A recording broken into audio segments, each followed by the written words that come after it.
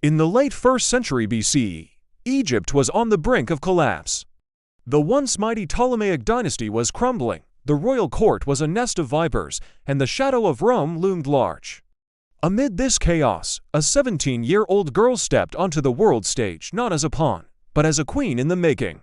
Her name was Cleopatra VII, and she would become one of the most powerful and intelligent women in history. But her path to the throne was anything but guaranteed. It was a brutal climb, paved with conspiracy, exile, and civil war.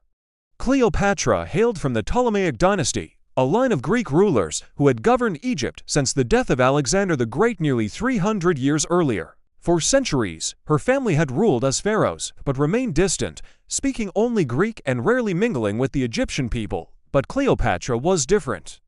Born around 69 BCE to a weak king, nicknamed the flute player, she grew up in a kingdom drowning in debt to Rome and crippled by political instability. Despite the turmoil, Cleopatra received an exceptional education. She studied philosophy, mathematics, rhetoric, and politics, but her real genius lay in communication. She was the first Ptolemaic ruler in 3 centuries to actually learn the Egyptian language. In fact, ancient writers claim she spoke as many as 9 languages. This made her more than just a royal figure. She was a cultural chameleon, able to connect with her people in a way her ancestors never could. This skill would soon become her greatest political weapon. In 51 BCE, her father died, leaving the throne jointly to Cleopatra and her 10-year-old brother, Ptolemy XIII. They were even expected to marry, as was the custom. But Cleopatra had no intention of sharing power. She began issuing decrees in her name alone, pushing her young brother aside. She worked to stabilize the economy and reduce Egypt's reliance on Rome, but her boldness backfired. The powerful advisors surrounding her brother saw her as a threat, and within 2 years, they forced her into exile. Stripped of her crown and resources, Cleopatra fled to the eastern deserts, but she was far from defeated. Meanwhile, a civil war was tearing Rome apart. The 2 most powerful men in the world, Julius Caesar and Pompey the Great, were locked in a fight to the death. After a crushing defeat, Pompey fled to Egypt, seeking refuge. But Cleopatra's brother, hoping to curry favor with the victor, made a fatal mistake. He had Pompey murdered and presented his severed head to Caesar as a gift. Caesar was not impressed, he was furious. He sailed into Alexandria, seized the palace, and demanded that the royal siblings settle their dispute. This was the moment Cleopatra had been waiting for.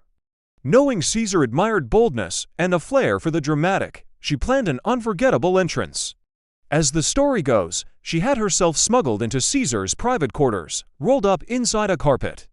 When it was unfurled, she emerged not as a desperate exile, but as a queen demanding justice. This legendary act, part history and part theater, showed Caesar exactly who he was dealing with. Caesar tried to make the siblings rule together, but it was too late. War erupted in the streets of Alexandria. In the chaos, Cleopatra's brother, Ptolemy XIII, drowned in the Nile River while trying to escape. Just like that, Cleopatra was the undisputed ruler of Egypt. To keep up appearances, she married her even younger brother, Ptolemy XIV, but he was a king in name only.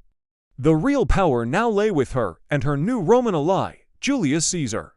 Soon after, in 47 BCE, she gave birth to a son, whom she named Caesarion, or Little Caesar. Though Caesar never officially acknowledged the boy, Cleopatra proclaimed him the son of Caesar and heir to Egypt. She had survived betrayal, exile, and war, and had clawed her way back to a position of even greater power, but her story was just beginning. Her alliance with Rome would bring new triumphs and even greater dangers. Thank you so much for watching. If you enjoyed this dive into Cleopatra's early life, please hit that like button, subscribe for more, and let me know your thoughts in the comments below. And don't forget to click here for the next chapter in her incredible story.